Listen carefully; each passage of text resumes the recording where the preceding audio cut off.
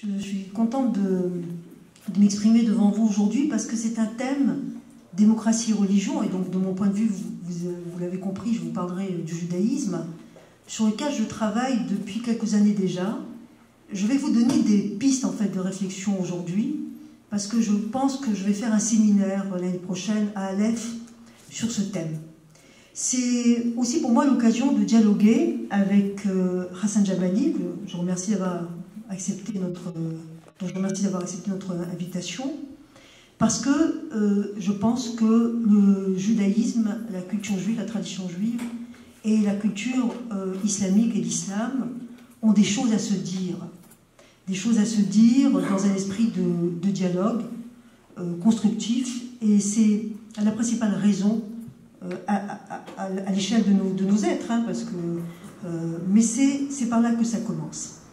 En ce qui concerne, c'est la raison de ce panel, avec Eric Yaakov qui nous a bien présenté une certaine thématique à ce sujet. Je vais dire quel est le génie du judaïsme sur ces thèmes, et aussi, comme pour le bulletin scolaire, peut mieux faire. Les points sur lesquels il y a des possibilités d'évolution, parce que le judaïsme n'a cessé d'évoluer. Et je vous en donnerai tout le long de ces 20 minutes quelques exemples. Commençons d'abord par le geste fondateur, celui de Yochanan ben Zakkai. Alors, on fait un retour dans l'histoire. Nous sommes au 1er siècle. Et ça fait des mois que ça dure, même plus longtemps. Les zélotes, les juifs zélotes, malgré l'avis des Chachamim, des sages, ne veulent pas capituler. Ils préfèrent mourir. Ils incendient d'ailleurs des greniers entiers pour vraiment être dans pour pas qu'il y ait des possibilités de pouvoir, comment dire, pour que le peuple soit vraiment à même de vouloir se battre. Et puis il y a un homme qui s'appelle Yochanan ben Zakkai, et qui pressent qu'on va droit dans le mur. À ce moment-là, par un lien familial, il prend contact, tout ça est raconté dans le traité Gittin, la page 56b du Talmud de Babylone. Il prend contact avec les zélotes. Je vous raconte ça parce que déjà il y avait des tensions parmi les juifs. Tout n'est pas monolithique. On a l'impression, en fait, il suffit de faire un peu d'histoire et de gratter pour se rendre compte que les conflits ont toujours été présents. L'important, c'est pas de les dénier, c'est de savoir comment on les surmonte. Et il réussit, il dit voilà, on va te faire passer pour mort, tu vas sortir, on va dire qu'on veut enterrer nos morts à l'extérieur de Jérusalem, et d'une part, ça te protégera contre les zélotes, et d'autre part, ça te permettra aux Romains de laisser les gens qui vont t'accompagner sortir de Jérusalem. Et là, ça se passe comme prévu, et il s'adresse à Vespasien, et il appelle mon roi. Et Vespasien dit « Comment tu oses m'appeler mon roi alors que je ne suis que général ?» Et sur ces entrefaits, arrive tout essoufflé un messager qui dit « Voilà, l'empereur est mort, vive l'empereur. » À ce moment-là, Vespasien, je vous la fais très très courte, parce que Vespasien va lui dire « Mais pourquoi t'es pas venu avant ?» Et il va demander, il lui dit « Bon, alors qu'est-ce que tu veux? Je te t'accorde ce que tu veux. » Et Yochanan ben Zakkai va lui dire « Je veux pouvoir créer à Yavne une école talmudique. » Et ça va lui être accordé. Yochanan ben Zakkai, toute sa vie, va se demander s'il n'aurait pas pu demander plus. Alors ce passage, déjà, il est très intéressant. C'est un geste fondateur parce que ça veut dire que le temple étant détruit, tout va se retrouver autour de la page du Talmud, des rites et de la prière. C'est un geste fondateur aussi quand peu après, les Juifs vont être exilés en masse. Il y avait déjà eu d'autres exils, mais vont devoir quitter la terre d'Israël, que les Romains ont appelé la Palestine. Ça, vous le savez, du nom des Philistins, des pires ennemis, afin de punir les Juifs d'avoir osé se révolter contre l'empire impérialiste de l'époque. C'est un geste fondateur externe parce que, à partir de là, la patrie, va se centrer autour de la page talmudique. J'use ici du terme de patrie portative pour définir le Talmud, qu'emploie l'universitaire américain Daniel Boyarin, mais Lévinas, avant lui, dans Au-delà du verset, avait déjà parlé du Talmud en disant que c'était un texte en guise de patrie. Alors c'est un geste fondateur, ça va être ma première question, Hassan, pour toi, dans la mesure où le Talmud va sans cesse mâcher, retravailler et parfois faire dire le contraire au texte biblique. On le verra tout à l'heure, œil pour œil, dent pour dent. Et le Talmud va complètement démonter en disant, bien sûr, tu vas pas prendre un œil à celui qui te l'a enlevé, mais tu vas le dédommager. On est face à un texte qui est la Torah, qui dans notre tradition est un texte révélé. En même temps, on reçoit un mode d'emploi, qu'on appelle la Torah orale, la Torah Shabbat, que le Talmud va transcrire au fil des ans, des siècles, il va être clos au 6e siècle de notre ère, mais qui constamment travaille, rumine le texte biblique. Et jusqu'à présent, sur n'importe quelle thématique, quelle qu'elle soit, lorsqu'on veut l'aborder, il y a toujours un texte, un chantier, puisque le texte du Talmud ne définit pas la loi, c'est un texte matriciel, il donne des matrices de réflexion auxquelles on va pouvoir se rattacher. Moi, je vois souvent du côté musulman, à propos du Coran, on dit qu'il est incréé.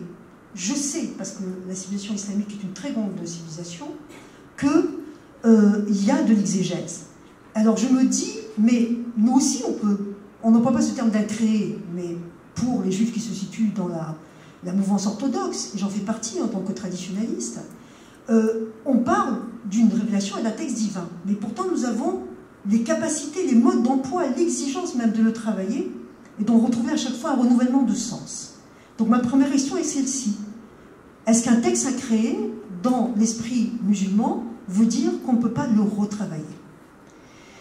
J'arrive maintenant au premier paradigme. Un paradigme, c'est, si vous voulez, une référence de réflexion. Pour notre thème. Dina de Machota Dina, que Charles a très bien traduit tout à l'heure, littéralement c'est la loi du royaume, mais on va dire la loi du pays, et notre loi. On retrouve ça dans 4 occurrences talmudiques, dont Baba Batra, Baba Kama, Gittin et Nedarim. Mais qui parle? C'est un Amora, c'est-à-dire c'est un maître à partir du 2e siècle, un maître du Talmud à partir du 2e siècle jusqu'au 5e siècle, on l'appelle un Amora. Donc c'est un Amora, je pense qu'il s'agit de Samuel, c'est ça, l'Amora Samuel, on est au 3e siècle de notre ère, et qui va énoncer ce principe, la loi du pays est la loi. Et du coup, ça va être un viatique. Un viatique, c'est ce qu'on prend avec soi quand on fait un voyage. Je vous en donne une définition. La loi du pays est la loi, Dina de Machota Dina. C'est à partir de cet adage talmudique, exprimé en araméen, que les Juifs ont traversé le temps et l'espace. Depuis l'Antiquité, cet adage leur servit de viatique dans les pays où ils s'installèrent, en dehors d'Israël, le plus souvent poussés par les nécessités de l'exil. Ils respectent donc les lois civiles des pays où ils résident, tout en pratiquant leur spiritualité. Alors, Dina de Machota Dina, c'est un sujet en soi.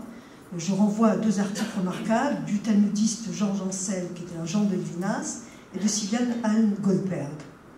Moi-même, j'ai déjà lu 2 ou 3 fois leur texte, et j'en suis qu'au début. Donc, je vous transmets que ce que j'ai pu comprendre, bien évidemment, avec toute la dimension de manque qui existe, et heureusement. Tout ce qui concerne les lois civiles, le Talmud donne prééminence à la loi du pays. Ça veut dire tout ce qui est, par exemple, ce qu'on appelle mammon dans le langage talmudique, fiscalité. Ça concerne les transactions sur les biens, achat, vente, location, le droit des dommages, les lois fiscales. Mais tout ce qui est du domaine de Issur Ve'eter, je traduis, ce qui est interdit et ce qui est permis, à savoir le droit personnel, donc mariage, divorce, les règles de filiation, les naturalisations. Et Jean Ancel dit que l'on appelle improprement conversion au judaïsme. Et il a raison. Se convertir au judaïsme, c'est pas se convertir uniquement au mitzvot de la Torah. C'est rejoindre un peuple. On l'a appris, et j'ai eu l'occasion de le dire récemment dans une étude, on l'a appris à Shavuot. Devenir juif, c'est rejoindre le peuple d'Israël. Ce peuple a une spiritualité, c'est la Torah. Il a une centralité. Ses yeux sont toujours tournés vers Sion. Donc, pour ce qui concerne les lois civiles, le Dina de Machota Dina prévaut. Pour ce qui concerne les lois spirituelles, c'est la loi juive qui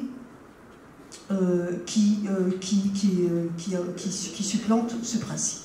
Et c'est avec ce viatique que les Juifs vont traverser l'histoire. Vous comprenez que nous avons une expérience d'être chez les autres. tout en étant fidèles à notre citoyenneté. Nous avons l'expérience d'être chez les autres et d'être minoritaires. Et voilà un autre défi de nos cousins musulmans, c'est qu'ils ont, et c'est un défi, me mettant à leur place, j'imagine, nous on a, vous comprenez, cet amourage, je vous ai dit, il était de quel siècle, vous avez retenu? Troisième. Donc on a 14 siècles d'expérience. Alors que les musulmans ont toujours été majoritaires chez eux. Et voilà qu'avec les vagues d'immigration, depuis à peu près un siècle, un peu moins, ils se retrouvent chez autrui. Mais ça ne s'apprend pas comme ça. Donc nous avons ce viatique qui, je crois, a un pendant dans l'islam. C'est ma deuxième question à ton égard, Hassan. Ça n'a pas empêché tout le long de l'histoire, et en particulier jusqu'à l'émancipation. Alors, le premier qui a reçu l'émancipation en 1791, c'est en France, et ensuite ici, vous le savez, c'est en 1832, le président de l'Assemblée nationale du Bas-Québec était Papineau, le chef des patriotes.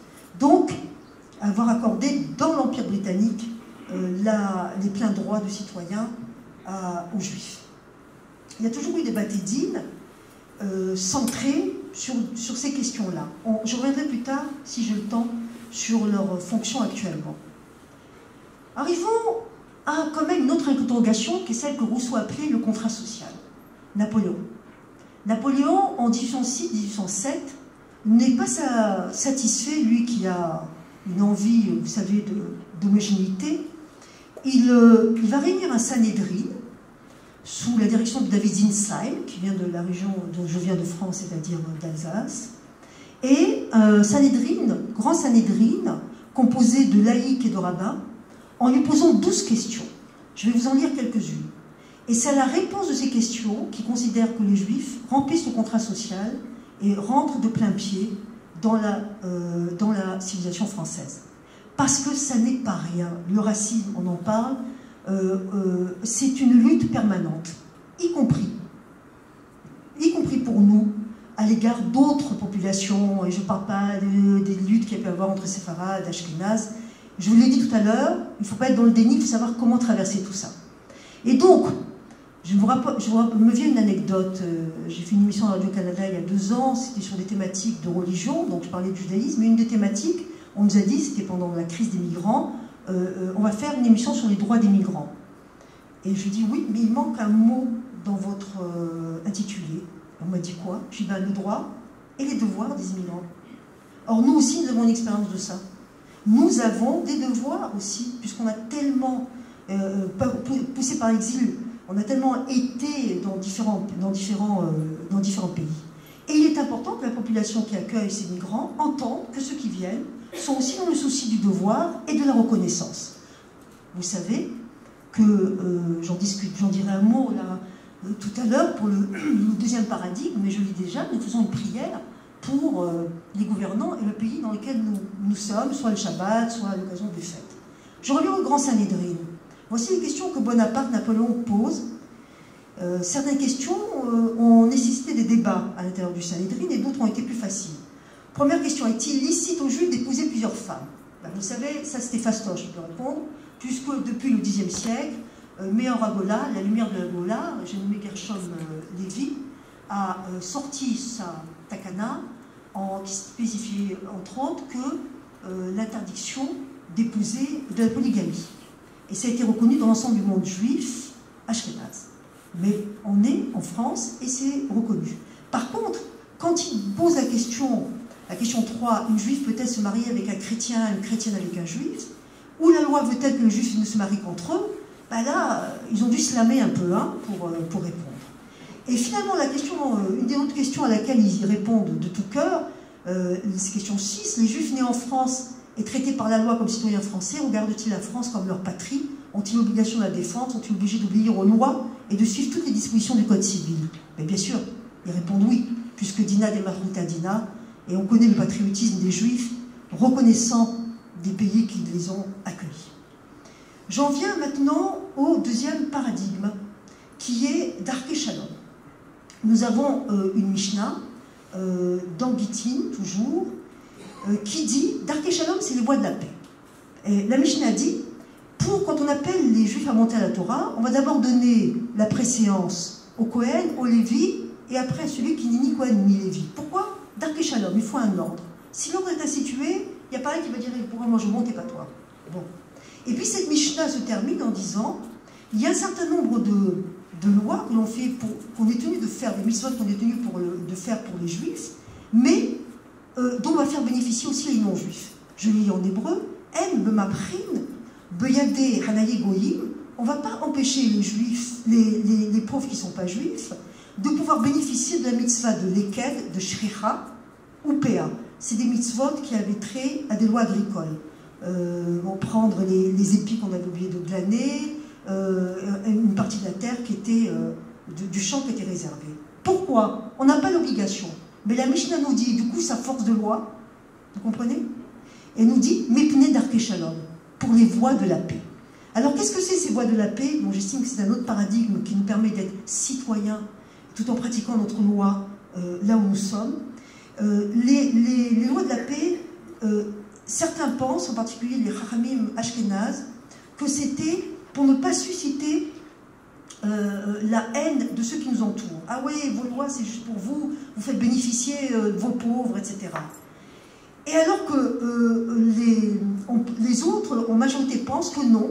Par exemple, le rabbin Tzvi Hoffman, qui était orthodoxe, proche du rabbin Sam Hirsch, ouais, j'ai plus que 3 minutes, donc disait non, non, c'est une manière, il se base sur une phrase des proverbes, ces voies sont des voies agréables et ces chemins sont des chemins de paix. C'est une manière de promouvoir la paix dans le monde. Darké Shalom, c'est extrêmement important. D'ailleurs, à la fédération, le café qui est ouvert, enfin pas le café, le restaurant qui est ouvert pour les personnes nécessiteuses le mardi et le jeudi, sont ouverts aux juifs comme aux non-juifs. J'en viens, pour terminer, mais vous comprenez bien pourquoi je souhaite faire un séminaire sur tout ça, car je n'ai fait qu'effleurer les choses, au bulletin scolaire, peut mieux faire. Je vais me référer à une expression du rabbin Daniel Meyer, qui est un rabbin belge, qui parle des versets douloureux, et qui dit, il y a certains versets qu'il faut reconnaître qui sont douloureux dans la Torah. Toute la question de savoir si on peut, comment est-ce qu'on peut les aborder. Je vous ai donné un exemple tout à l'heure, œil pour œil, dent pour dent. C'est un verset, dès l'époque talmudique, qui a été revisité. Et donc, on met un terme à l'esprit de vengeance. J'avais lu un auteur albanais qui s'appelait Ismaël Kadaré, quand j'enseignais à l'université département de psychologie, et qui parlait de quelque chose dans lesquels sont empêtrées les civilisations, en particulier orientales, mais aussi dans la pègre mafiosie. Ça n'a jamais de fin, la vengeance. Non seulement tu m'as tué, je vais te tuer toi et quelqu'un de ta famille, on est dans du Roméo et Juliette dramatique en permanence. Or, à un moment donné, il faut mettre un terme à la vengeance. Et on a déjà ici, dans œil pour œil, dent pour dent, non seulement quelque chose qui fait qu'on va rembourser à quelqu'un le dommage qu'on lui a fait, la souffrance, ça vaut aussi pour les femmes battues. J'ai écrit un article sur ça, sur comment est-ce qu'il y a aussi une compensation. On prend en compte, et c'est déjà tout à fait avant-gardiste, le dommage moral, pas seulement physique. Mais la peine de mort, il y a des tas. Le livre, je le dis souvent, le livre de la Torah, c'est un livre d'horreur. Ça commence par un meurtre, Caïn qui tue Abel, il y a des incestes. Pourquoi? Parce que la Torah n'évite pas l'humain. Et l'humain, c'est ça. C'est la rapine, c'est le vol, c'est le viol, c'est des tas de choses. De nouveau, ne pas être dans le déni, mais voir qu'est-ce que la Torah propose comme projet de fraternité. Et c'est une des choses que j'ai appris de mon maître, le rabbin Ashkenazi. Eh bien, la liste des peines de mort dans la Torah est effrayante. La femme adultère, celui qui transgresse le Shabbat, le fils rebelle, les homosexuels. Bon, déjà depuis l'époque talmudique, et je me réfère au traité de Makot, on dit que, d'abord, le traité Sanhédrin explique, j'ai encore 1 minute et je termine, explique tout ce qu'il faut pour faire une peine de mort. C'est quasi inapplicable. Et le traité Makot dit, lorsque tous les 7 ans, il y a une peine de mort qui a été prononcée par le Sanhédrin, on peut considérer que c'est un tribunal qui a du sang sur les mains. 7 ans et 70 ans. C'est les deux choses qui sont données. Il y a une marloquette entre les deux. Voilà. J'aurais bien d'autres choses à dire. Comment est-ce qu'on peut aussi utiliser la loi civile, par exemple pour le divorce. Je veux nommer Norma Joseph, qui, avec l'appui des rabbins, a réussi à introduire une clause dans la loi civile qui fait qu'un homme qui refuse de faire la mitzvah de donner le guet à sa femme, c'est une mitzvah de donner le guet, un homme qui refuse de donner le guet à sa femme n'a pas le droit de présenter ses doléances au civil tant qu'il ne l'a pas fait.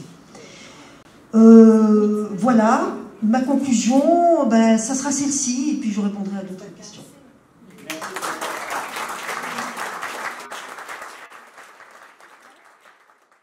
Moi, je voudrais revenir sur l'intervention de Eric Yaakov, et je crois que tu en parles dans le livre auquel tu as participé pour le travail éditorial. C'est le concept d'islamophobie. Le concept d'islamophobie, c'est Caroline Fourest et Fiammetta Wener, qui sont deux femmes remarquables, qui sont des essayistes et des historiennes, d'ailleurs je pense qu'elles participent, qui il y a des années nous avait alerté l'opinion publique en disant que celui qui avait remis en circulation le terme d'islamophobie, c'était Khomeini. Le terme existait avant, mais lui l'a vraiment mis en circulation pour interdire toute critique de l'islam. Oui, c'est-à-dire qu'à partir de là, le concept a été instrumentalisé. Ça ne veut pas dire qu'il n'y a pas de racisme anti-musulman, mais le concept d'islamophobie, c'était au fond pour interdire toute critique de décisions prises par des partis islamistes. Tu me diras si tu es d'accord avec ça. Il arrive que les régimes totalitaires arrivent au pouvoir par les élections. On a vu ça en Allemagne, on a vu ça aussi à Gaza, au travers du Hamas. Moi, ce que je voulais dire, pour compléter un petit peu ce que je disais tout à l'heure, il y a quelque chose dont je n'ai pas parlé en disant que, oui, à Dina de Malchut Dina, on suit pour les lois civiles, alors que pour les lois du statut personnel et les lois religieuses, on se tient à la loi juive. Mais même pour les lois civiles, il y a un autre concept qui s'appelle le concept de Messira, le Moser, sur lequel le monde orthodoxe se dispute. C'est-à-dire, qu'est-ce que c'est un Moser? Il y a une interdiction dans la loi juive, on tient ça aussi du traité Gittin, d'aller dénoncer, mais autant des païens, d'aller dénoncer un juif auprès des tribunaux des païens.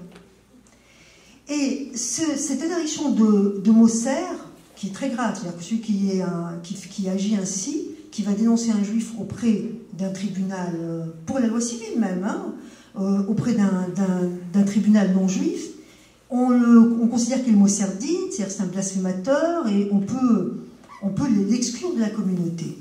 Ce qui veut dire que, par exemple, encore maintenant, dans des histoires de pédophilie ou d'abus sexuels, il y a eu un cas célèbre en Australie, mais ailleurs, des gens de la communauté, là je parle de la communauté ultra-orthodoxe, harédite, ne savaient pas sur quel pied danser. C'est-à-dire voulaient dénoncer d'un côté, auprès d'une assistante sociale, auprès de la police, auprès d'un tribunal, et d'un autre côté, étaient menacés par leur propre communauté d'être un Moser.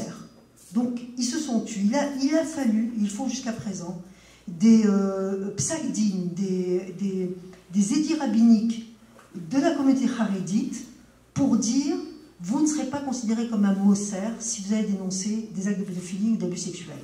Par exemple, le Bet Din de Montréal, il y a 4-5 ans, avant l'été, avant les colonies de vacances, a demandé que l'on, parce qu'il y a toujours une très grande pudeur aussi dans certains milieux de parler de tout ça, a demandé qu'on explique aux enfants ce que sont des gestes inappropriés et que oui, on pouvait se tourner vers les autorités civiles.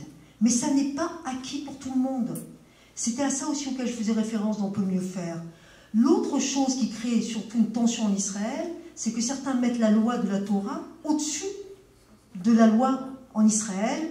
On a vu ça par exemple pour l'enrôlement dans l'armée, ou alors cette histoire malheureuse où des petites filles dans une école juive ultra-orthodoxe séfarade ont été discriminées. Les parents se sont tournés vers la Cour suprême, les gens qui avaient discriminé ont été condamnés, et grand rassemblement pour dire ils avaient leur raison et nous ne reconnaissons pas le tribunal, la Cour suprême ou la loi.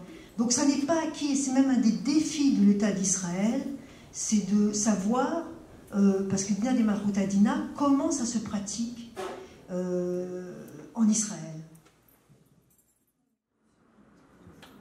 Avant de céder la parole à Hassan, je voulais revenir sur ta question, Mathilde, sur tu aimeras ton prochain comme toi-même. Tu sais que c'est un des versets les plus compliqués de la Torah, à tel point que finalement on va par l'inverse. Ne fais pas autrui ce que tu voudrais pas qu'on te fasse. Enfin, bon, je résume.